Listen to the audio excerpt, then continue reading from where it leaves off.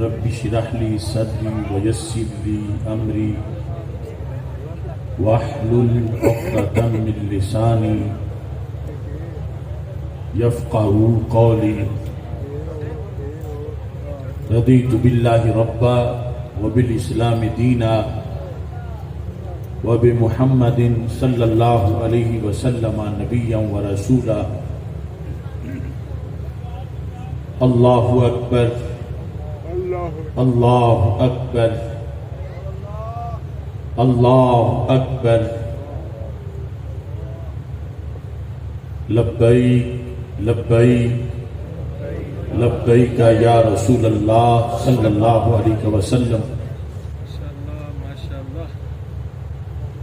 الحمد لله رب العالمين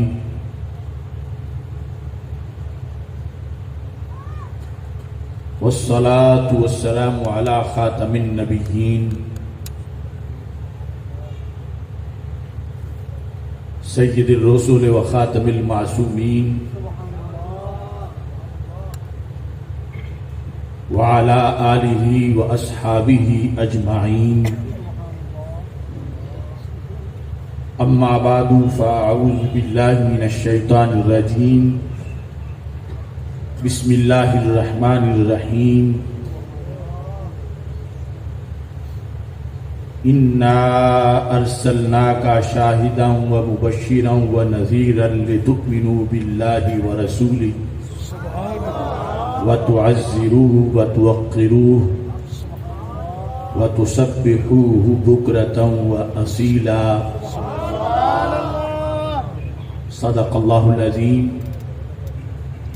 وصدق رسوله النبي الكريم الأمين. إن الله وملائكته يصلون على النبي يا أيها الذين آمنوا صلوا عليه وسلموا تسليما. الصلاة والسلام عليك يا سيدي يا رسول الله وعلى آلك وأصحابك يا سيدي يا حبيب الله. الصلاة والسلام عليك يا سيدي يا خاتم النبيين وعلى آلك وأصحابك يا سيدي يا خاتم المعصومين. مولاي صل وسلم دائما أبدا على حبيبك خير الخلق كلهم منزه عن شريك في محاسنه فجوهر الحسن فيه غير منقسم. محمد تاج رسل الله قاطبة محمد صادق الأقوال والكلم محمد ذکرہ روح لانفسنا محمد شکرہ فرد علی الامم. سکے بٹھا دیے ہیں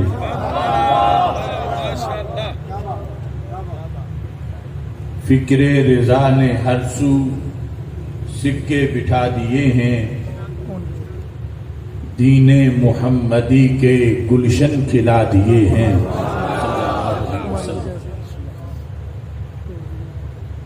توحید کے حقائق ایسے بیان کیے ہیں توحید کے حقائق ایسے بیان کیے ہیں. شرک جلی کے سارے فتنے مٹا دیے ہیں. توحید کے حقائق ایسے بیان کیے ہیں شرک جلی کے سارے فتنے مٹا دیے ہیں. شان نبی میں لکھ کے وہ دل ربا حدائق صلی اللہ علیہ وسلم. شان نبی میں لکھ کے وہ دل ربا حدائق عشق نبی کے ہر سو بوٹے لگا دیے. شان نبی میں لکھ کے وہ دل ربا حدائق عشق نبی کے ہر سو بوٹے لگا دیے ہیں. ضرب دلیل تھی یا وہ جھٹکے تھے زلزلے کے؟ ضرب دلیل تھی یا وہ جھٹکے تھے زلزلے کے؟ رفض و خروج کے سبھی خیبر گرا دیے.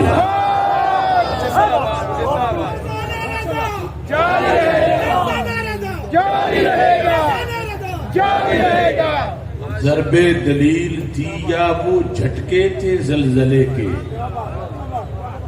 ضرب دلیل تھی یا وہ جھٹکے تھے زلزلے کے؟ رفض و خروج کے سبھی خیبر گرا دیے ہیں. فیض رضا نے آج بھی ظلمت کو چیر کر، فیض رضا نے آج بھی ظلمت کو چیر کر تفضیلی رافضی کے چہرے دکھا دیے ہیں. فیض رضا نے آج بھی ظلمت کو چیر کر تفضیلی رافضی کے چہرے دکھا دیے ہیں. کل کے رضا ہے خنجر خونخوار برقبار، کل کے رضا ہے خنجر خونخوار برقبار، ہر بدی کے فوراً چھکے چھڑا دیے. شمشیر اعلی حضرت حضور، شمشیر اعلی حضرت حضور، نائب اعلی حضرت، وارث علوم اعلی حضرت. کل کے رضا ہے خنجر خونخوار برقبار، ہر بدی کے فوراً چھکے چھڑا دیے ہیں. کرتے رہے جو اپنے علم و ہنر پہ ناز، کرتے رہے جو اپنے علم و ہنر پہ ناز، احمد رضا کے علم نے جاہل بتا دیے. کرتے رہے جو اپنے علم و ہنر پہ ناز، احمد رضا کے علم نے جاہل بتا دیے ہیں. آصف کیا بتائے فیض رضا کی بات، شرق و غرب میں حق کے جھنڈے لگا دیے ہیں.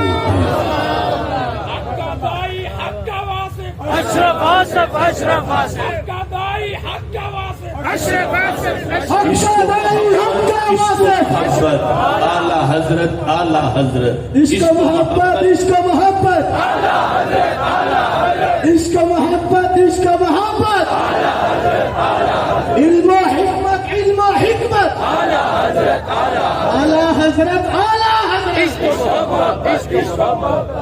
اللہ تبارک و تعالی جل جلالہ وعم نوالہ واتم برہانہ وعظم شانہ وجل ذکرہ وعز اسمہ کی حمد و ثنا اور حضور سرور کائنات، مفخر موجودات، زینت بزم کائنات، دستگیر جہاں، غم گسار زماں، سید سروراں، حامی بے کساں، قائد المرسلین، خاتم النبیین، احمد مجتبی جناب محمد مصطفیٰ صلی اللہ علیہ وآلہ واصحابہ وبارک وسلم کے دربار گہر بار میں ہدیہ درود و سلام عرض کرنے کے بعد السلام علیکم ورحمۃ اللہ وبرکاتہ. رب ذوالجلال کے فضل اور توفیق سے تحریک صراط مستقیم ڈسکا اور الغالبون ڈسکا کے زیر اہتمام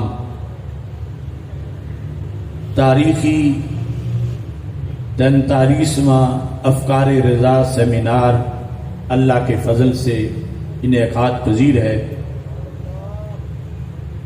اور آج اس کا موضوع ہے آداب رسالت صلی اللہ علیہ وسلم. مجاہد اہل سنت حضرت مولانا محمد طاہر اویسی صاحب زید شرفہ اور دیگر اراکین نے بڑی استقامت کے ساتھ اور بڑی محنت کے ساتھ اس عظیم الشان سیمینار کا انعقاد کیا ہے. میری دعا ہے رب ذوالجلال ان سب کو اور آپ تمام شرکاء کو اجر عظیم عطا فرمائے. ابھی آپ نے مدینہ العلم گوجرانوالا کے شیخ الحدیث مناظر اسلام حضرت قبلہ مفتی محمد احسان اللہ کیلانی صاحب زید شرفہ کا نہایت ہی فکر انگیز خطاب سنا ہے.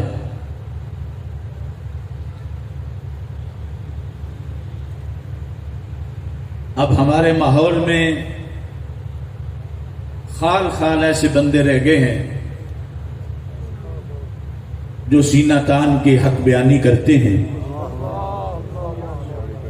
اللہ تعالیٰ کی بلا مفتی صاحب کو مزید قوت عطا فرمائے اور ان کا سایہ تعدیر سلامت فرمائے. سٹیج پر حضرت مولانا محمد ارشد روحانی صاحب زید شرفہ، حضرت مولانا صاحبزادہ محمد فضل عثمان صاحب حافظ اللہ تعالی، حضرت علامہ مفتی محمد ادریس جلالی صاحب زید شرفہ اور دیگر کثیر تعداد میں تنظیمات اہل سنت کے قائدین ذمہ داران موجود ہیں اور سٹیج میں بھی دور تک کھلے اور نور بھرے چہرے نظر آ رہے ہیں. میری دعا ہے خالق کائنات جل جلالہ اس بزم کو اپنے دربار میں قبول فرمائے.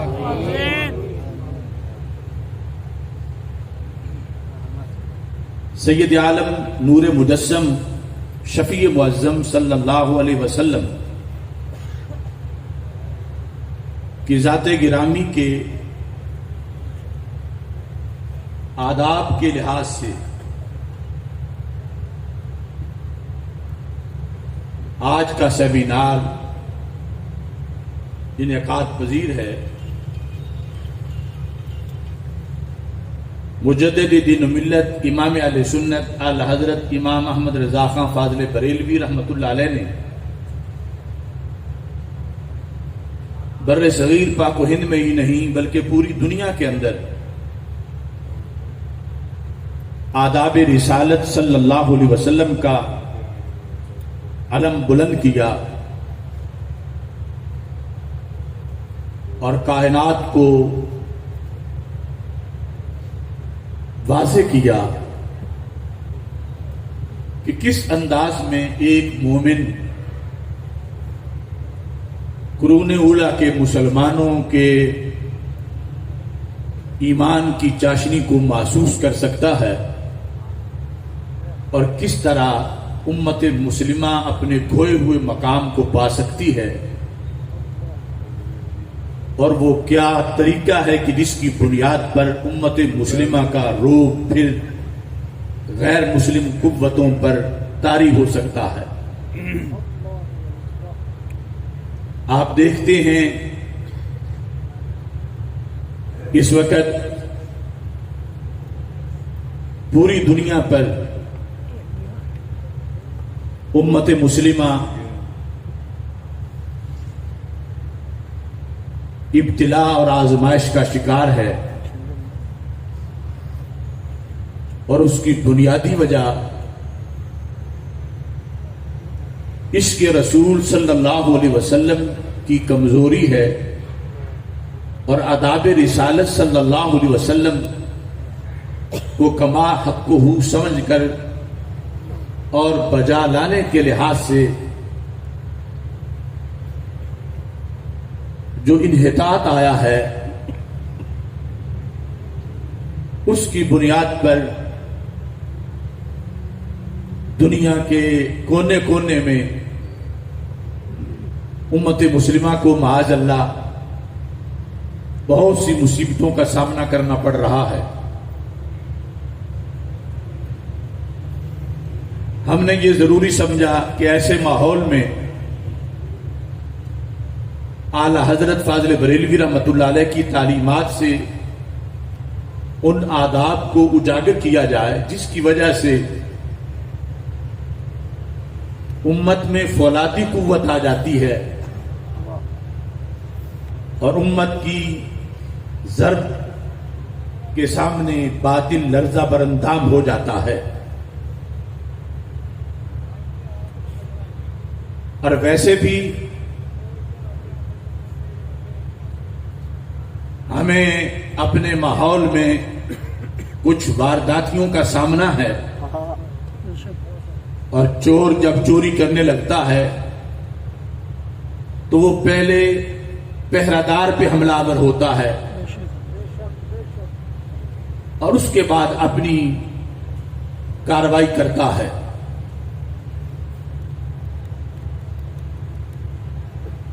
اہل سنت و جماعت اس دور آخرین کے اندر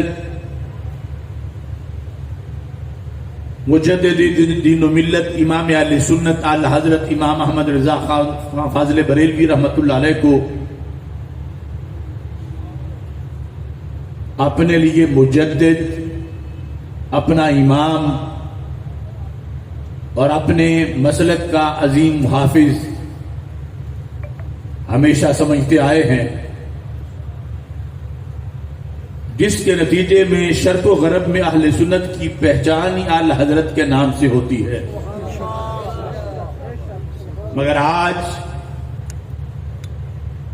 کچھ دیوانے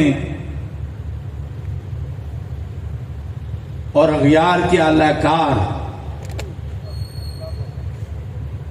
اعلی حضرت فاضل بریلوی رحمۃ اللہ علیہ کے خلاف خفیہ یا اعلانیہ مختلف طریقوں سے سازشوں میں مصروف ہیں، کیونکہ جب تک اہل سنت اعلی حضرت فاضل بریلوی کے دامن سے وابستہ رہیں، یہ کبھی ان ناکارہ شکاریوں کے ہتھے نہیں چڑھ سکتے. تو مختلف بہروپیوں نے مختلف طریقوں سے اہل سنت کو اعلی حضرت سے دور کرنے کے لیے مشن جاری کر رکھے ہیں اور ایسے بہروپیے بڑے بڑے آستانوں اور بڑی بڑی تنظیموں کے اندر چھپ کر وارداتیں کر رہے ہیں.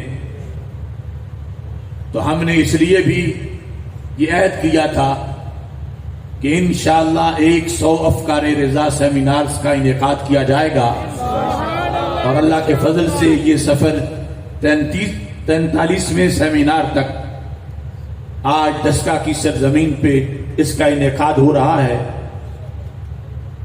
میری دعا ہے خالق کائنات جل جلالہ ہم سب کو تعلیمات اعلی حضرت جو قرآن و سنت کا نچوڑ ہے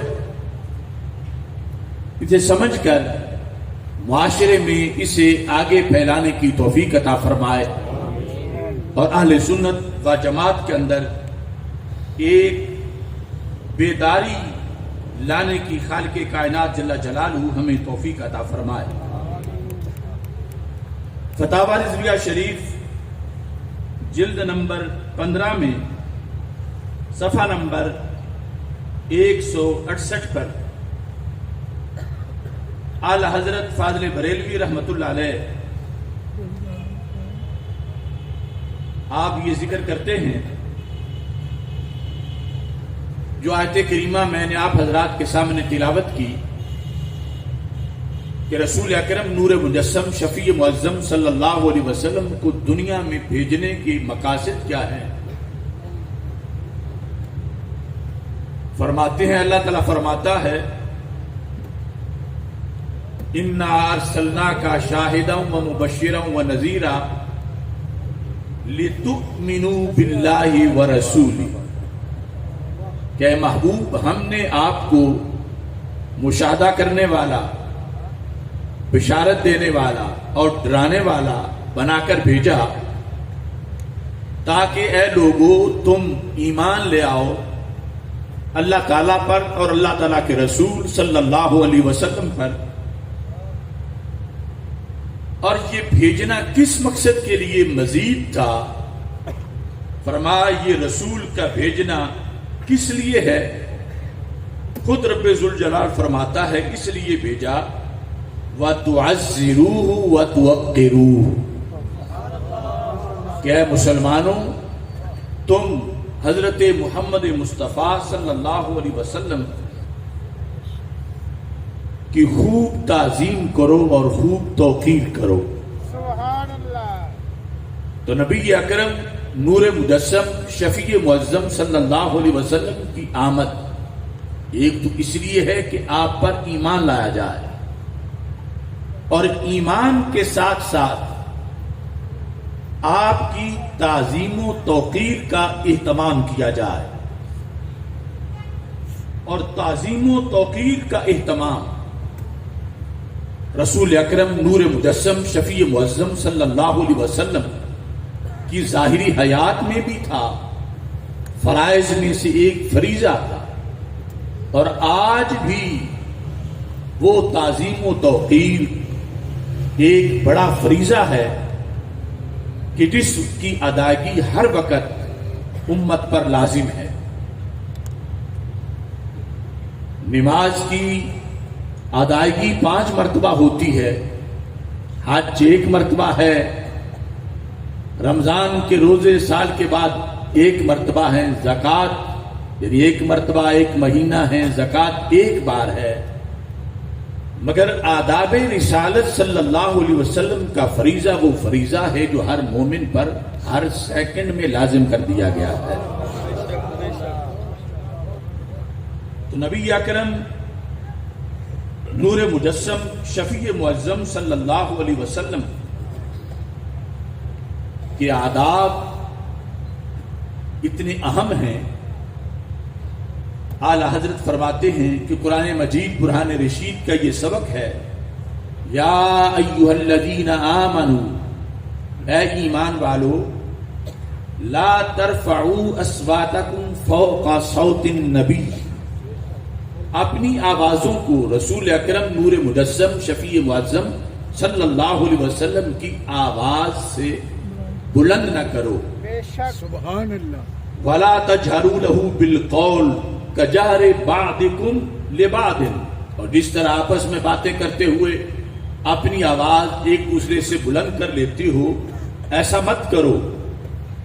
اگر تم نے ایسا کیا ان تحبط اعمالکم وانتم لا تشعرون، تمہیں پتہ ہی نہیں چلے گا اور سارے اعمال ضائع ہو جائیں، جتنی نمازیں پڑھی تھیں، روزے رکھے تھے، حج زکوٰۃ جہاد سب کچھ ضائع ہو جائے گا۔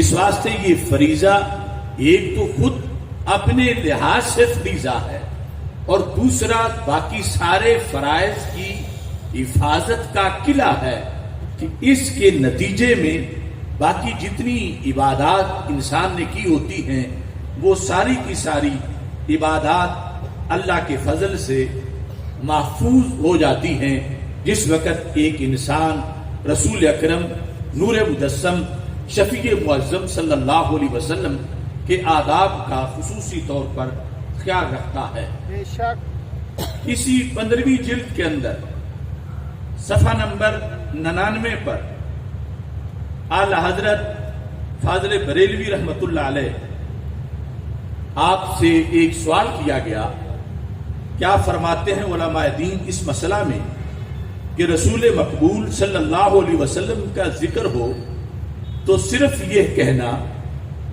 کہ رسول نے ایسا کیا، یعنی صلی اللہ علیہ وسلم کے بغیر یا لفظ حضرت کے بغیر صرف یوں کہنا رسول نے ایسا کیا یا رسول نے ایسا کہا، کیا یہ مناسب ہے؟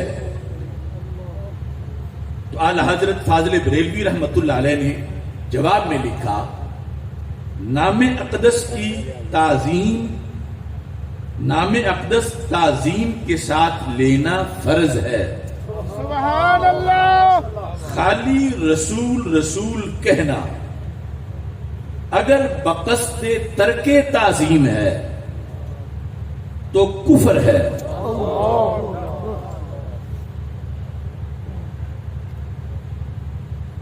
ورنہ بلا ضرورت ہو تو برکات سے محرومی ہے۔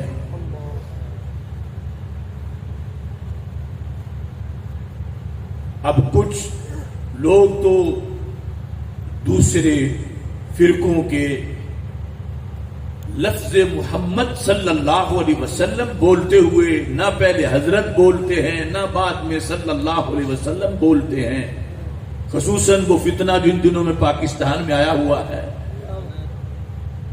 تو لفظ رسول کے لحاظ سے بھی اعلی حضرت فاضل بریلوی رحمت اللہ علیہ نے کہا کہ رسول صلی اللہ علیہ وسلم نام اقدس تعظیم کے ساتھ لینا فرض ہے، اور خالی رسول رسول کہنا اگر جان بوجھ کے کوئی اس ارادے سے رسول صرف کہتا ہے، ترک تعظیم اس کا مقصد ہے، تو پھر صرف رسول کہنا کفر ہے۔ اگر اس کا مقصد ہے کہ میں تعظیم نہیں کرنا چاہتا، صرف رسول کہنا چاہتا ہوں، حالانکہ رسول ہونا بہت بڑی شان ہے، لیکن وہ ترک تعظیم کی بنیاد پر جب صرف رسول کہے گا تو اعلی حضرت فاضل بریلوی رحمت اللہ علیہ نے اسے کفر قرار دیا۔ اور اگر مقصد ترک تعظیم نہیں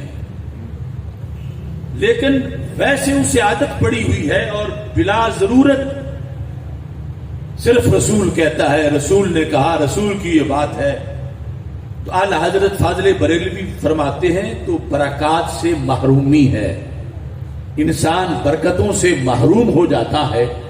تو نبی اکرم نور مجسم شفیع معظم صلی اللہ علیہ وسلم کا اسم گرامی ہو یا اسماء میں سے کوئی اسم شریف ہو، رسول اکرم صلی اللہ علیہ وسلم کو لفظ نبی یا لفظ رسول سے اس وقت تعبیر کیا جا رہا ہو تو ان الفاظ کے ساتھ تعبیر کرتے ہوئے بھی لفظ حضرت یا صلی اللہ علیہ وسلم ان کے ساتھ جس وقت تذکرہ کیا جاتا ہے تو بولنے والے کے لیے اللہ کی طرف سے رحمتوں کا نزول ہوتا ہے۔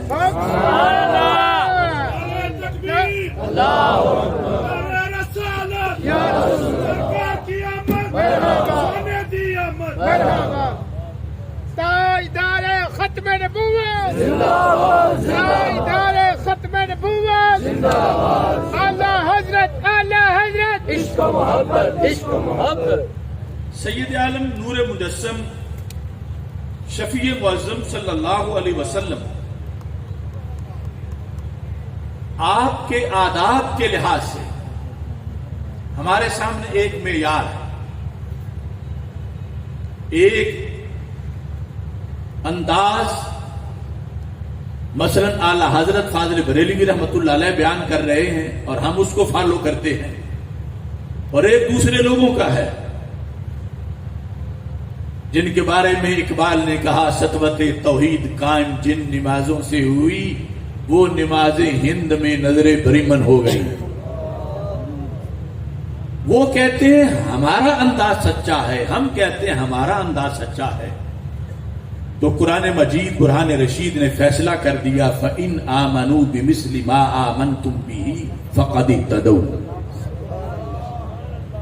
کہ یہ جو ان صدیوں میں آپس میں جھگڑ رہے ہیں ان میں سے کسی نے بھی ان کو نہیں دیکھا، تو ویسے آداب کا اہتمام کرو جیسے دیکھنے والوں نے اہتمام کیا ہے۔ اس سلسلہ کے اندر فتاوی رضویہ شریف جلد نمبر 30 صفحہ نمبر 726 پر اعلی حضرت فاضل بریلوی رحمت اللہ علیہ نے بخاری شریف سے ایک منظر پیش کیا ہے، اور وہ بڑا فیصلہ کن منظر ہے، اور اس منظر کو سامنے رکھتے ہوئے آج غیر جانبدار ہو کر ہمیں سوچنا چاہیے، اور جس کسی کو ابھی تک خبر نہیں اسے آج لے ان کی پناہ، آج مدد مانگ ان سے، کل نہ جانیں گے قیامت کو اگر مان گیا۔ فتاوی رضویہ شریف کے اندر اعلی حضرت فاضل بریلوی حدیبیہ کے مقام کا تذکرہ کرتے ہیں کہ جس وقت نبی اکرم نور مجسم شفیع معظم صلی اللہ علیہ وسلم حدیبیہ میں موجود تھے اور عروہ بن مسعود ثقفی ایک دشمن کی حیثیت سے حدیبیہ میں مذاکرات کے لیے آئے ہوئے تھے۔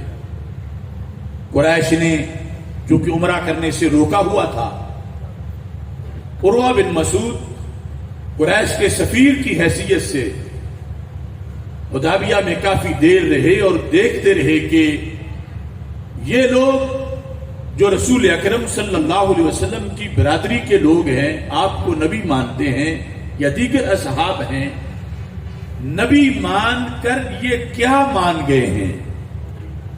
عروہ بن مسعود نے بادشاہوں کو بھی دیکھا تھا، بادشاہوں کے درباروں کو بھی دیکھا تھا، چونکہ قریش کو عروہ بن مسعود پر بڑا گھمنڈ تھا کہ یہ ہمارا بڑا زیرک اور ماہر سفیر ہے اور جہاں بھی گیا ہے اس نے سفارت کاری میں کامیابی حاصل کی ہے۔ یہ بخاری شریف ہے جس کو فتاوی رضویہ کے اندر اعلی حضرت فاضل بریلوی رحمۃ اللہ علیہ نے ذکر کیا۔ بخاری شریف کا یہ مقام باب الشروط فی الجہاد کے اندر حدیث نمبر 2732 اس کے اندر یہ تذکرہ موجود ہے کہ جب عروہ بن مسعود واپس مکہ مکرمہ پہنچا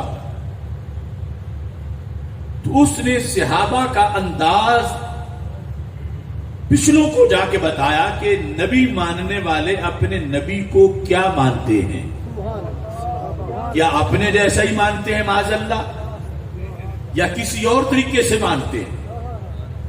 اتنا زبردست انداز تھا عروہ بن مسعود کا کہ جس طرح پنجابی میں کہتے ہیں نا کہ پیرا تھلے زمین کٹ دینا، قریش کو جا کر اس انداز میں انہوں نے وہ سمری پیش کی، صحابہ کی ادب کی، کہنے لگے وفدت علی الملوک وفدت علی کیسر و کسرا والنجاشی واللہ ان رأیت ملک یعظمہ اصحابہ ما یعظم اصحاب محمدن صلی اللہ علیہ وسلم۔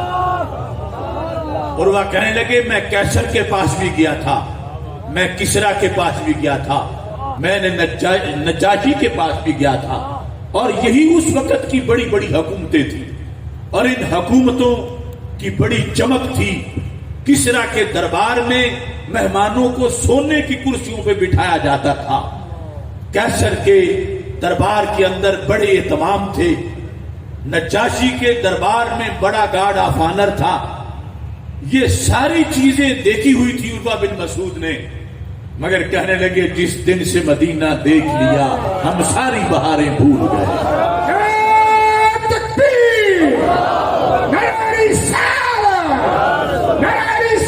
دشمن ہے مگر صحابہ کرام رضی اللہ تعالی عنہم کی طرف سے جو رسول پاک صلی اللہ علیہ وسلم کی تعظیم دیکھ لی تو اپنا شرک توڑ بیٹھا۔ تعظیم، قریش کو کہا میں سب درباروں میں گیا مگر آج تک وہ منظر نہیں دیکھا جو میں نے حدیبیہ میں دیکھا ہے۔ تو قریش کو اس سلسلے میں تشویش ہوئی کہ حدیبیہ میں یہ کیا دیکھ آئے ہیں، نہ وہاں قیمتی قالین ہیں، نہ سونے کی کرسیاں ہیں، پتوں کے بچھونے ہیں، اینٹوں کے سرانے ہیں، کیا دیکھا؟ پہلے جہاں بھی عروہ گیا تو یہ ہماری برتری کو واضح کرتا رہا، آج لگتا ہے دل دے بیٹھا ہے۔ بتاؤ تو صحیح حدیبیہ میں کیا دیکھا؟ تو وہ کیا چیز تھی جس سے پتا چلا کہ بادشاہوں کے ماننے والے اور ہوتے ہیں اور نبیوں کے دیوانے اور ہوتے ہیں؟ وہ ایک چیز ہے جس کو لفظ تعظیم سے تعبیر کیا جاتا ہے۔ اور بڑی فیصلہ کن چیز ہے. دوسری کمپنی کے نزدیک اگر کوئی اللہ کے سوا کسی کی تعظیم کرے تو مشرک ہو جاتا ہے.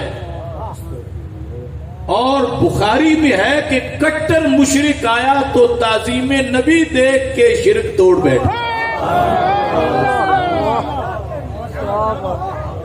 عروہ بن مسعود اور فتاوی رضویہ اور بخاری شریف بتانے لگے کیسر و کسرا کے دربار میں کیا چیز نہیں جو میں نے حدیبیہ میں دیکھی. دسکا کے مسلمانوں غور سے سننا. عروہ بن مسعود کہنے لگے کیسر کا دربار بڑا عالی شان تھا مگر اس نے تھوکا تو تھوک زمین پہ گرا. کوئی بھی ایسا نہیں تھا جو نیچے ہاتھ کر لیتا. کسرا نے تھوکا تو تھوک زمین پہ گرا. نجاشی نے تھوکا تو تھوک زمین پہ گرا.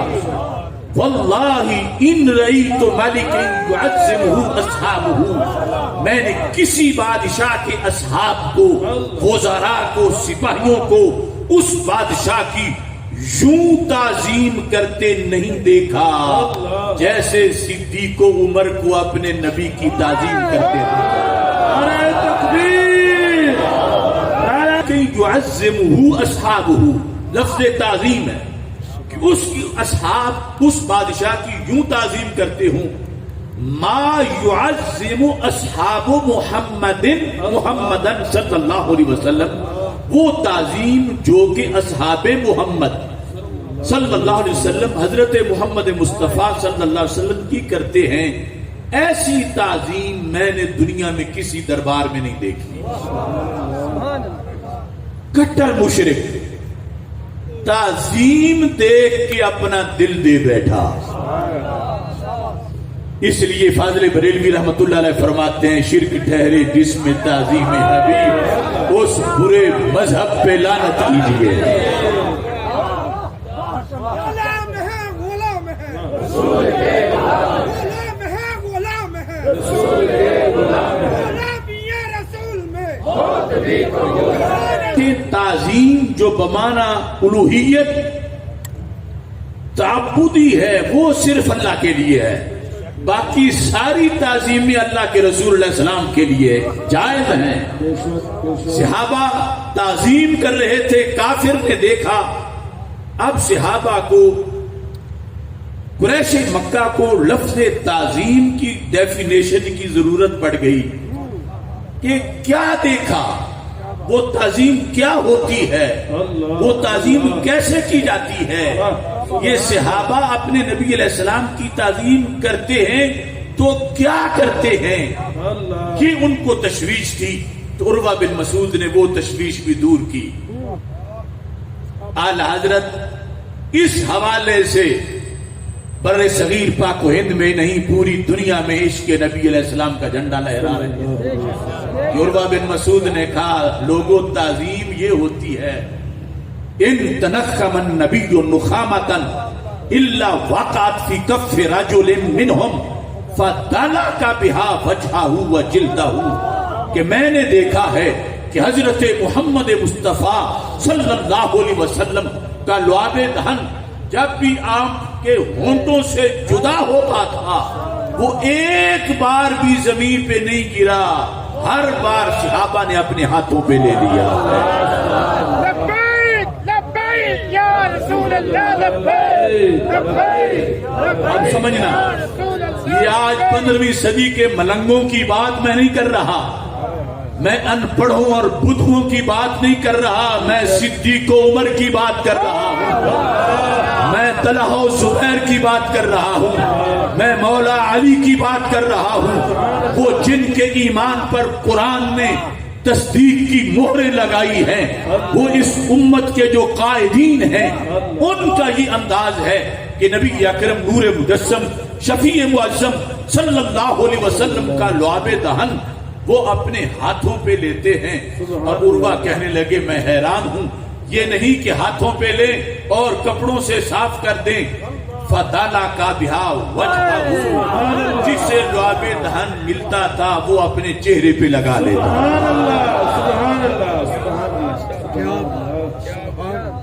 یہ حدیث شریف جو بخاری شریف میں موجود ہے اور فتاوی رضویہ شریف میں کئی سوالوں کے جواب میں اعلی حضرت اس کو ذکر کر رہے ہیں، اس میں واقعی بہت سی الجھنوں کا جواب ہے۔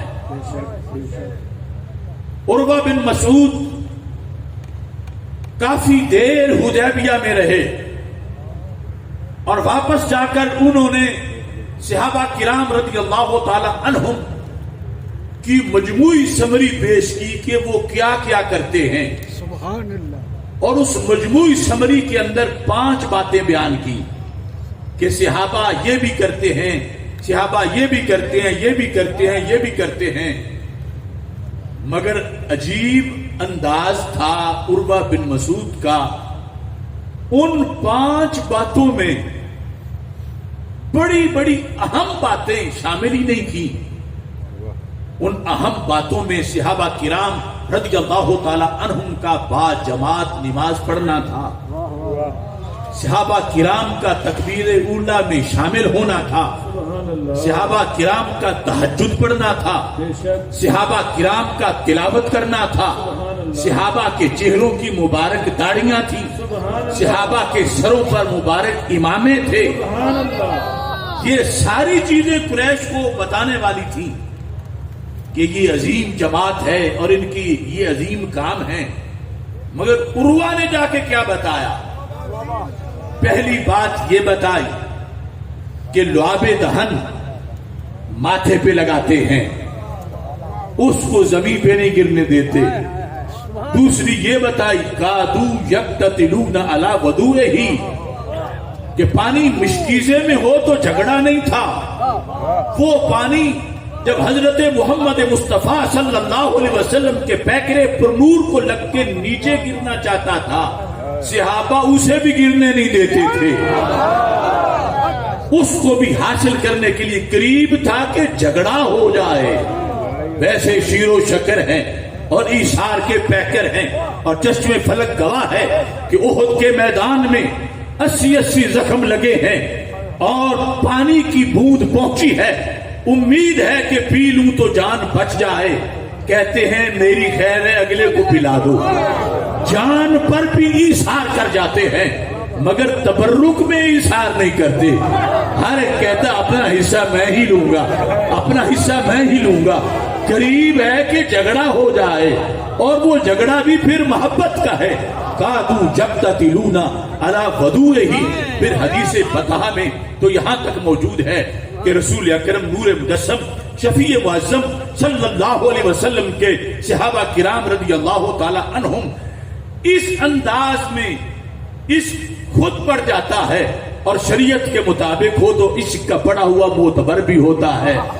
اب پانی تھوڑا ہوتا تھا، صحابہ زیادہ ہیں، ہر ایک کے حصے میں قطرہ نہیں آ رہا، تو جس کو کوئی قطرہ سرکار کے پیکر کا نہیں ملتا وہ کیا کرتا تھا؟ آج آ کے لوگ کہتے ہیں یہ بریلوی ہیں کہ کسی کی ہاتھ سے ہاتھ مل رہے ہیں کہ اس کے ہاتھ سے میرے ہاتھ میں بھی برکت آ جائے گی، اور کہتے ہیں بھلا یوں رگڑنے سے برکت کیسے آ جاتی ہے، کسی متبرک چیز کو ہاتھ لگا کر یہ برکت کیسے آ جاتی ہے؟ میں کہتا ہوں اگر تم اسے بریلویت کہتے ہو تو پھر سارے صحابہ ہی بریلوی تھے۔ حدیث فتح میں موجود ہے کہ نبی اکرم نور مجسم شفیع معظم صلی اللہ علیہ وسلم نے وضو فرمایا، صحابہ پانی لے رہے تھے تو جن کو کوئی قطرہ نہیں ملتا تھا، حدیث فتح میں ہے من لم یصب منہ آخذ من بلل ید صاحبہ، جسے کوئی قطرہ نہیں ملتا تھا وہ اس دوست کے ہاتھ پہ ہاتھ رگڑ لیتا تھا جس کے ہاتھ پہ سرکار کے پیکر سے لگنے والا کوئی قطرہ گرا۔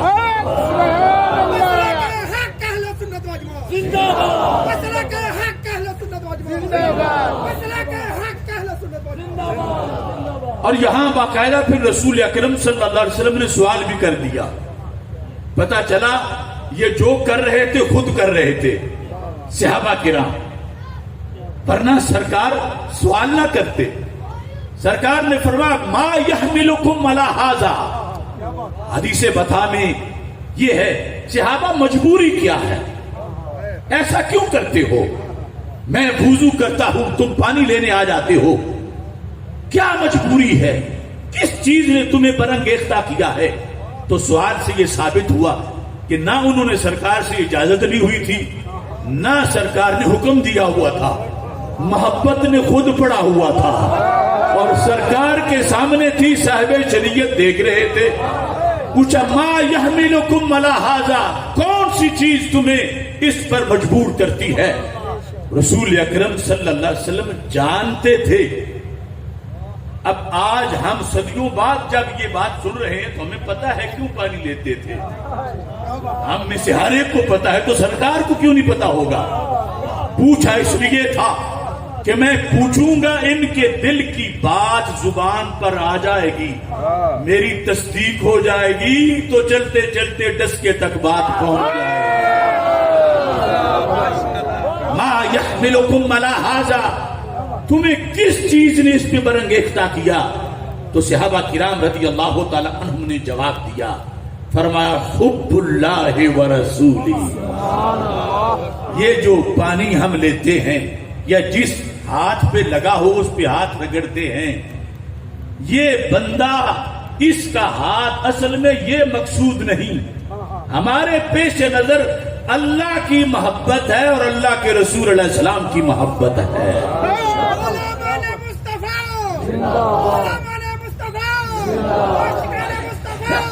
یا رسول اللہ لبیک لبیک لبیک یا رسول اللہ لبیک لبیک۔ سوال ہوا، جواب آ گیا۔ یہ دوسری بات تھی جو عروہ نے جا کر بیان کی، کادو یقتتلون علی وضوئہ۔ تیسری بات جو یہاں فتاوی رضویہ میں بھی ہے اور بخاری شریف میں بھی ہے کہ صحابہ کے سکھائے ہوئے آداب میں یہ بھی امت پر لازم ہے کہ یہ ادب بھی ہر وقت ذہن میں ہو۔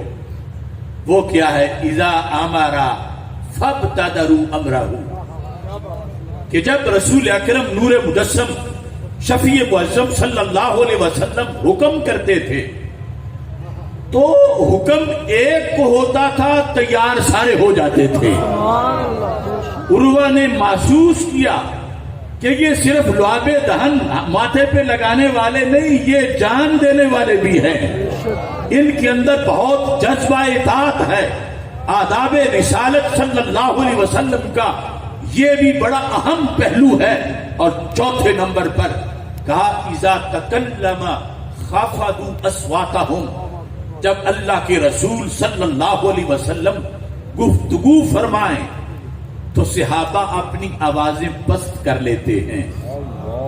دیکھو دشمن نے ہر چیز بڑی پتے کی نوٹ کی، کہا وہ بات کے برابر بات بھی نہیں لاتے، چے جائے ذات کے برابر ذات لے آئے۔ خفضوا اصواتهم، ہیں بڑے بڑے سردار اور بڑی بڑی برادریوں کے سربراہ، لیکن رسول پاک صلی اللہ علیہ وسلم کو اپنا بھائی نہیں سمجھتے، اپنی برادری کا فرد نہیں سمجھتے، بلکہ اتنا ادب ہے کہ بات بھی پست رکھتے ہیں۔ اور پانچویں نمبر پر عروہ بن مسعود نے یہ بھی جج کیا کہ یہ آنکھوں سے بھی ادب کرتے ہیں۔ یہ ادب کی ایک عجیب قسم ہے کہ آنکھ سے کی جائے۔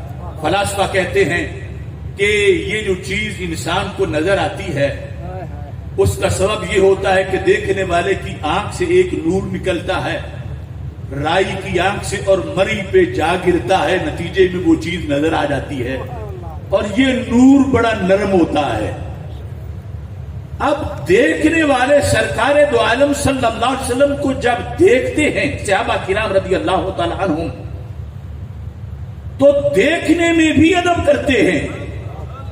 عروہ نے جو کافر تھے، مشرک تھے، دشمن تھے، یہ پہچانا، کہا ما یحدون الیہ النظر تعظیما لہ، ان میں سے کوئی ایک بھی ایسا نہیں تھا جو تیز نگاہوں سے محبوب کا چہرہ دیکھے۔ ما یحدون الیہ نظرا، نگاہیں پوری آنکھ کھول کے یوں دیکھنا شروع کر دیں، ایسا نہیں دیکھتے تھے، نگاہیں جھکا کے تھوڑا تھوڑا دیکھتے تھے، اور یہ دیکھنا بھی تعظیم کے انداز میں تھا۔ یہ صحابہ کرام رضی اللہ تعالی عنہم کا انالیسس ایک کافر نے کیا، اور سارا خلاصہ ہی تعظیم کا تھا، سارا خلاصہ ہی آداب کا تھا، اور 5 چیزوں میں وہ بڑے فرائض شامل ہی نہیں کیے۔ یقیناً وہ صحابہ کی بڑی شان تھی، نمازیں پڑھنا، تلاوت کرنا، اور آج کے مومن کی بھی بڑی شان ہے، مگر عروہ بن مسعود قریش کو جا کر بتا رہے تھے نمازیں ان کا اپنا مسئلہ ہے، روزہ، زکاتیں اور جہاد اور یہ جو تہجد، یہ معاملات اندرونی محاذ کے ہیں۔ یہ لوگ جو لعاب دہن ماتھے پہ لگاتے ہیں، یہ وہ شعلہ ہے جو کفر کو جلا کے بھسم کرنے والا ہے۔ یہ دشمن اسلام، ان کے لیے پیغام ہے ان باتوں میں۔ تو یہ آداب رسالت کے جو 5 انداز تھے، ان کو ہی اگر آج تبلیغ کے انداز میں عالمی سطح پر اجاگر کیا جائے تو خدا کی قسم اگلے دن ہی کفر گھٹنے ٹیک جائے گا۔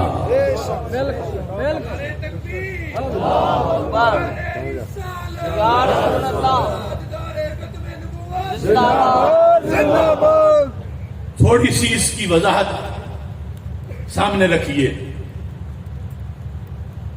کہ نخامہ کا ترجمہ ہے کھنگار، جو سینے سے آئے۔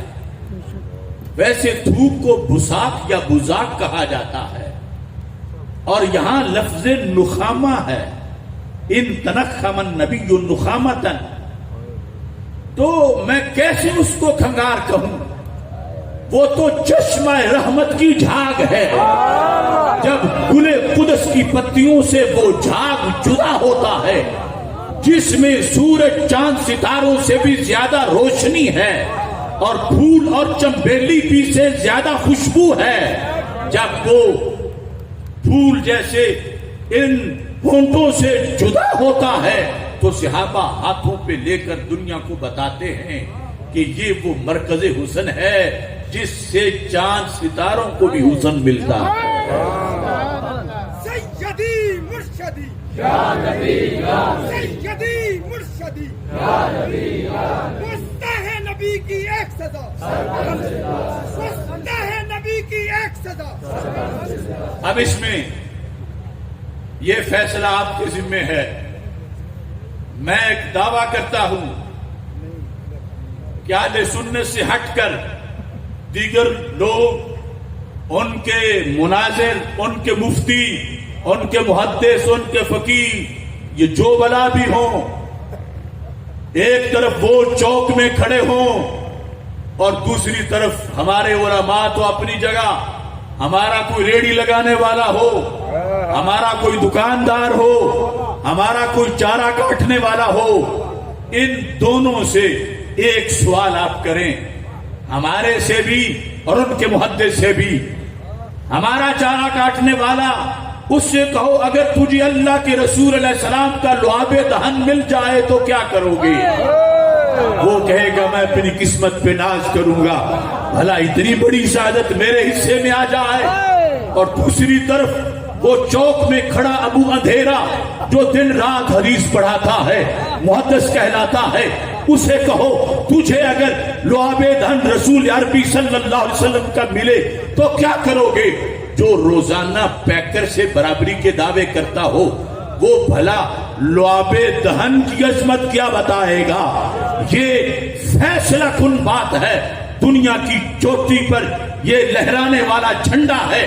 اس بنیاد پہ میں برملا کہتا ہوں، اس طرف بھی آدمی ہیں، اس طرف بھی آدمی، ان کے بوٹوں پہ چمک ہے، ان کے چہروں پہ نہیں، کہ اللہ نے وہ چمک والا عقیدہ اہل سنت کو عطا فرمایا۔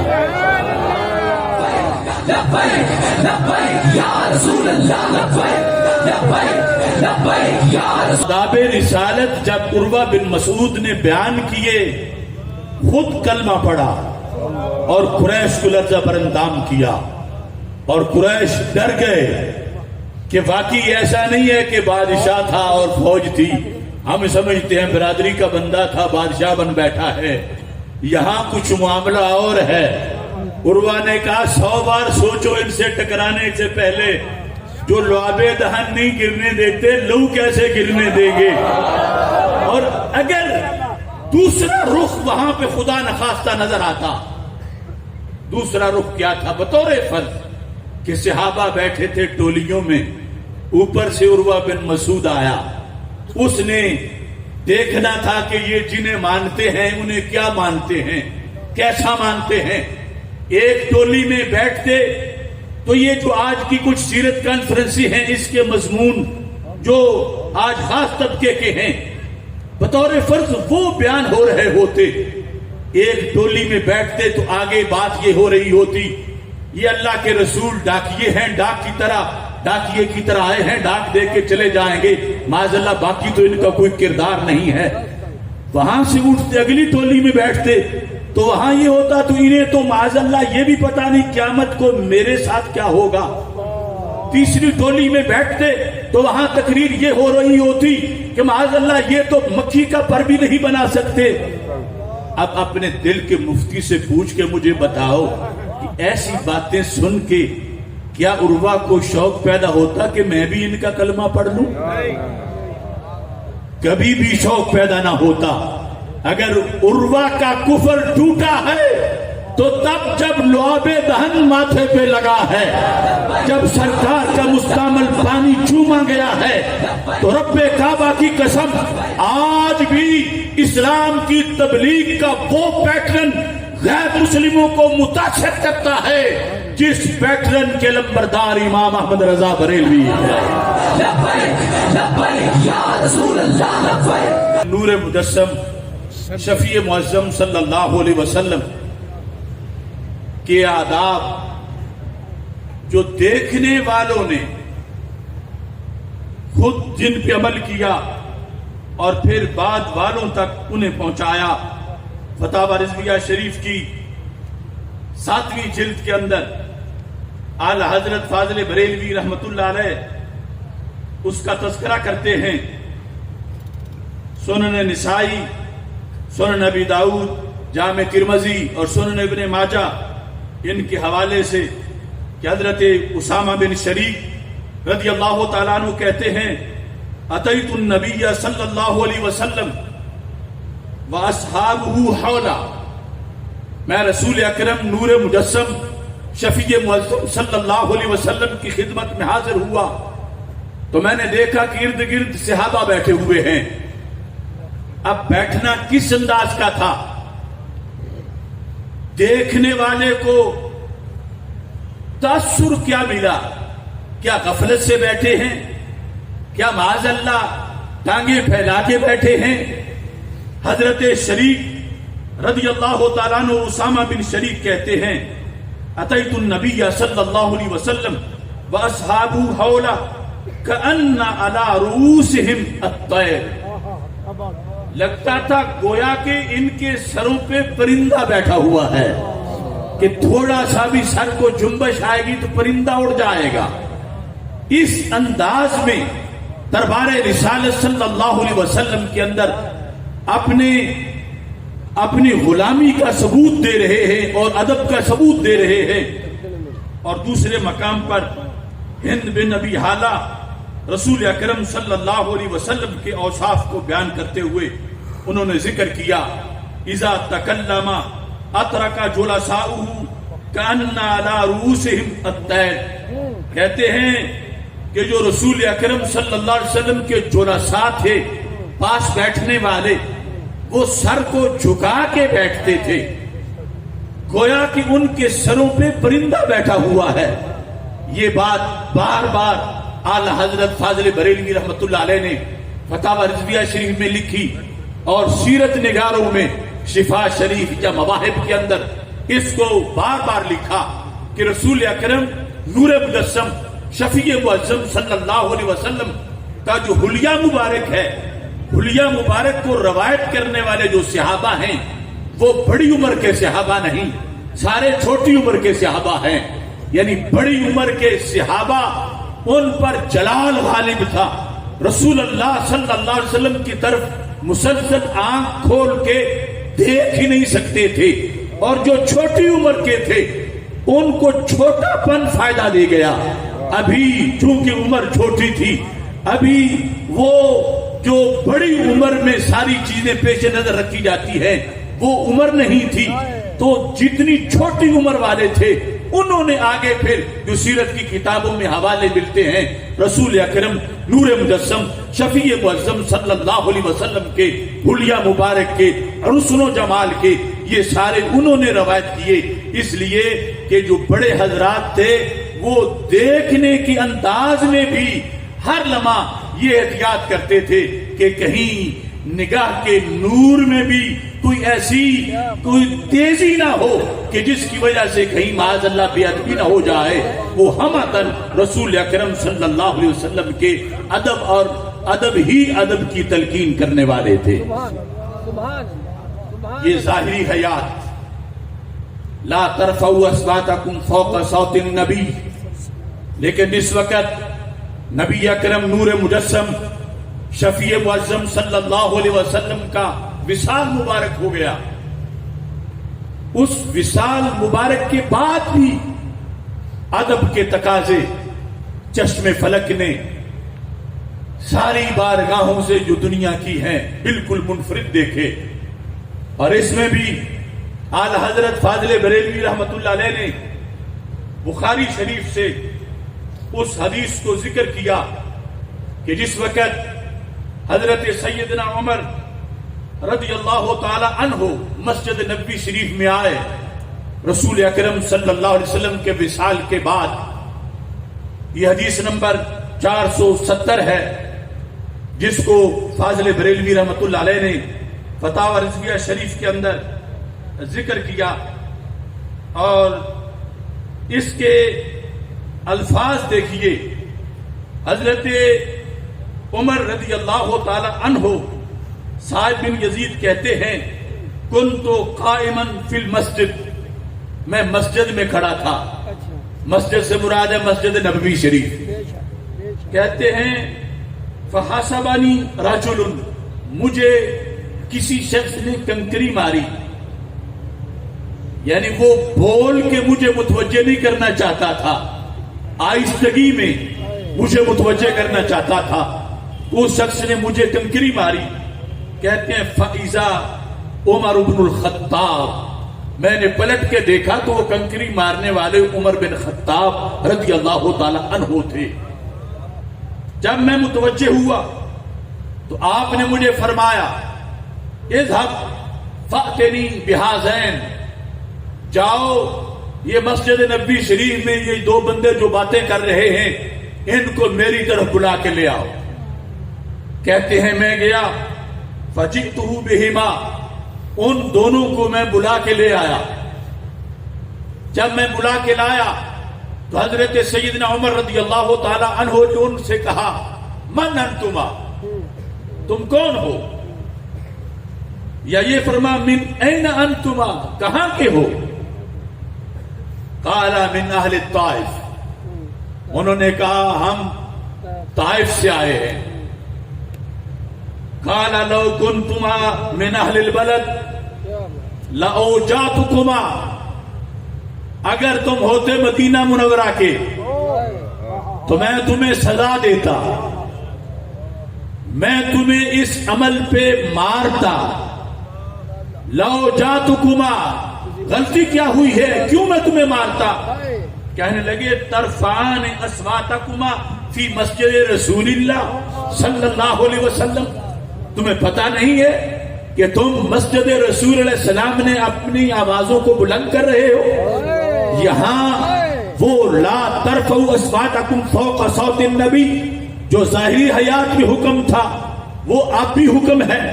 تم اس مسجد پہ آ کر اپنی آوازوں کو بلند کر رہے ہو. یہ خلیفۃ الرسول صلی اللہ علیہ وسلم امیر المومنین حضرت عمر رضی اللہ تعالی عنہ ہیں. اور کہا میں معاف اس لیے کر رہا ہوں کہ تم اہل بلد سے نہیں، تم مدینہ منورہ سے نہیں، تم اجنبی ہو، تمہیں شاید یہاں کے آداب کا کسی نے پہلے بتایا نہ ہو، تو میں تمہیں معاف کر رہا ہوں۔ اب یہاں یہ بات بڑی سوچنے کی بات ہے، اور یہ آداب اگر ان کو افورڈ کرتا ہے تو مسلک اہل سنت کرتا ہے۔ معاذ اللہ ثم معاذ اللہ ثم معاذ اللہ جن کا مسلک ہے مر کے مٹی ہونے کا، معاذ اللہ جن کا مسلک ہے پتھر اور جماد ہونے کا، تو وہ یہ آداب کیسے سکھا سکتے ہیں، وہ یہ آداب کیسے بتا سکتے ہیں؟ کوئی آواز بلند رکھے یا پست رکھے پھر فرق کیا پڑتا ہے؟ یہ حضرت عمر رضی اللہ تعالی عنہ جو بتا رہے تھے کہ تم نے غلطی کی، اور غلطی یہ ہے کہ رسول اللہ صلی اللہ علیہ وسلم کی مسجد میں تم نے آواز کو بلند کیا ہے، تو پتہ چلتا ہے کہ وہ ہستی جو آواز سنتی ہے قبر میں زندہ بھی ہے تابندہ بھی ہے۔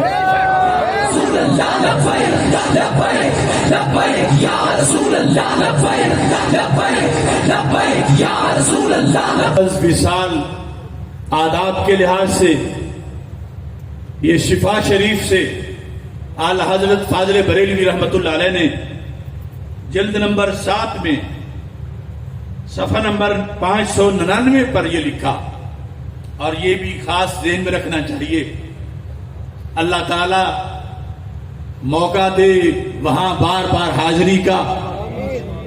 اعلی حضرت فاضل بریلوی کہتے ہیں شفا شریف سے حوالہ دیتے ہوئے، واجب علی کل مومن، وہاں بھی اور یہاں بھی فرما واجب ہے ہر مومن پر، متا ذکرہ صلی اللہ علیہ وسلم اور ذکر عندہ، کہ بندہ خود اللہ کے رسول علیہ السلام کا ذکر کرے، یعنی سرکار کا نام لے، یا اس کے پاس کوئی دوسرا بندہ رسول پاک صلی اللہ علیہ وسلم کا تذکرہ کرے تو واجب ہے۔ کیا واجب ہے؟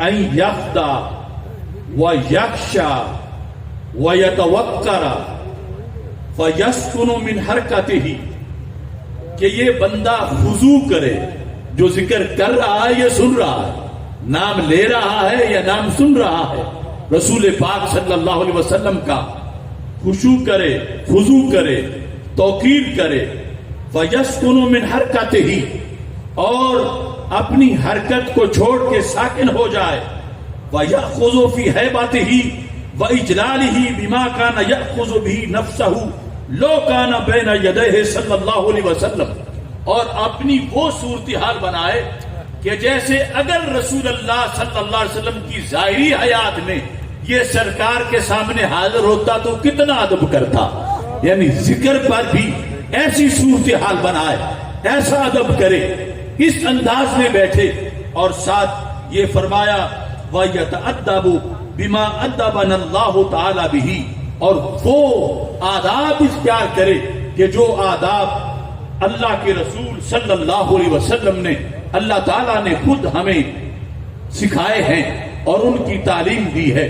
یہاں تک کہ قاضی ایاز رحمت اللہ علیہ سے اعلی حضرت فاضل بریلوی رحمت اللہ علیہ نے یہ بھی ذکر کیا کہ کانا مالک رحمہ اللہ تعالی اذا ذکر النبی صلی اللہ علیہ وسلم یتغیر لونہ وینحنی، کہ امام مالک رحمت اللہ علیہ جب رسول اکرم صلی اللہ علیہ وسلم کا اسم شریف لیتے تھے، یعنی فضائل کمالات بیان کرنا، یہ لمبی گفتگو وہ تو بات کا معاملہ ہے، صرف سرکار دو عالم صلی اللہ علیہ وسلم کا اسم شریف لیتے تھے، یتغیر لونہ، تو آپ کے چہرے کی رنگت بدل جاتی تھی، چہرے پر وہ آثار نمودار ہو جاتے تھے نبی اکرم صلی اللہ علیہ وسلم کے جلال کے، اور ساتھ یہ ہے وینحنی، اور جہاں ہوتے تھے دنیا کے کس کنارے میں سرکار کا نام سنتے تھے تو جھک جاتے تھے۔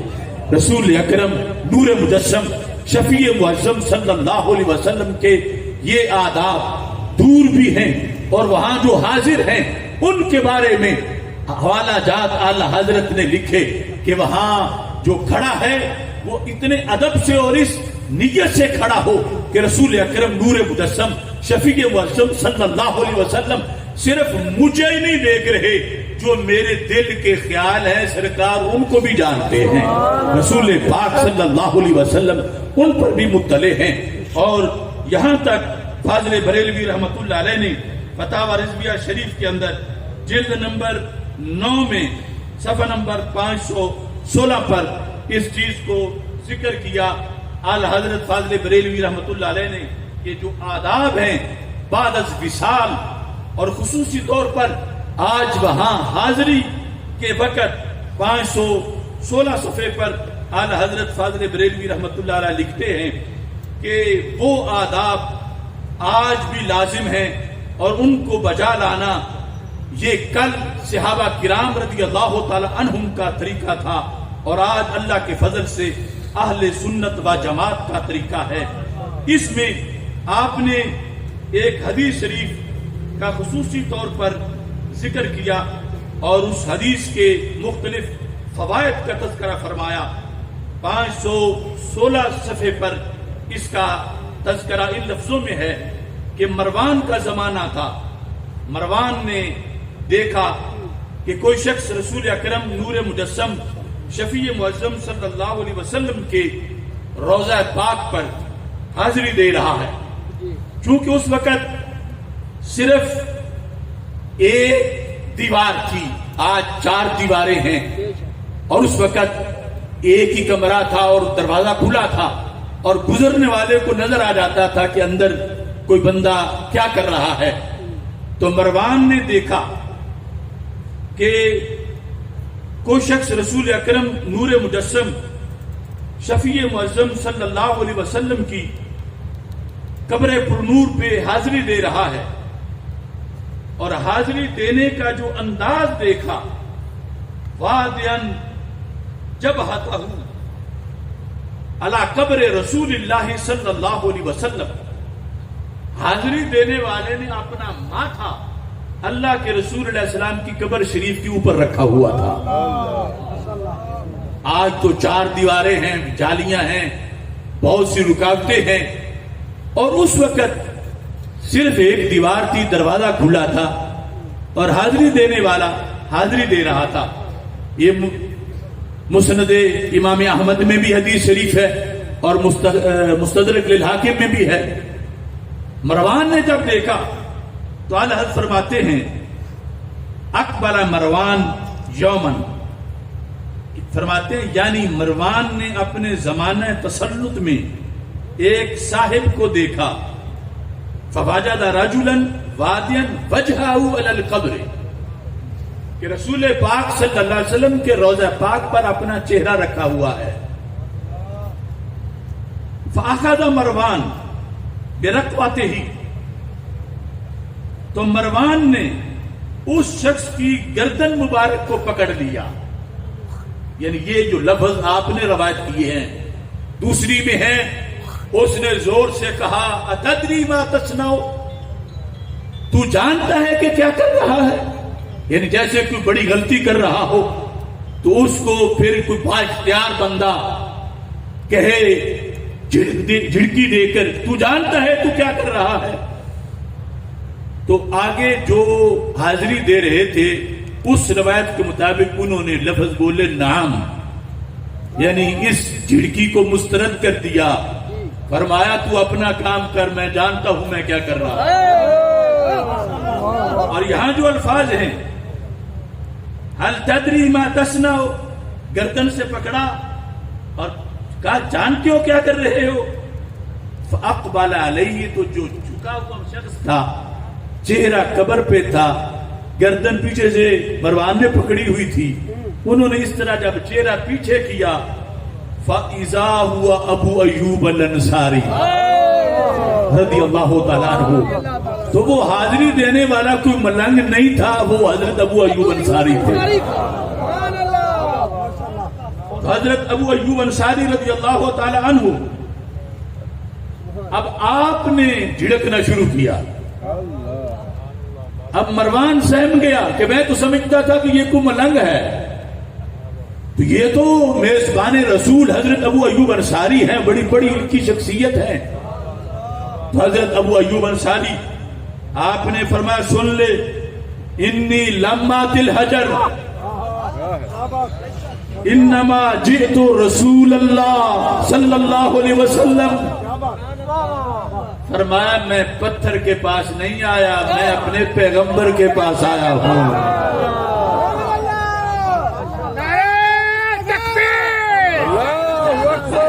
لبیک لبیک یا رسول اللہ، لبیک لبیک لبیک یا